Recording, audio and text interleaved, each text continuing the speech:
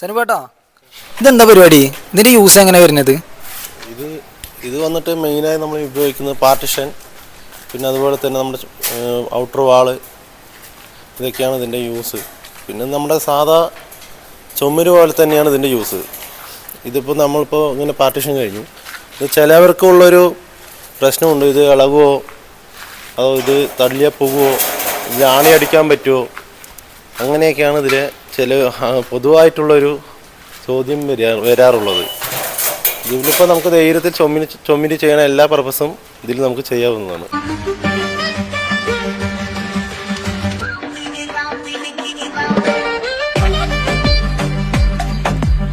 കഴിഞ്ഞുള്ളൂ, ഇതിലിപ്പോൾ ഇളക്കമൊന്നും വരാനൊന്നുമില്ല.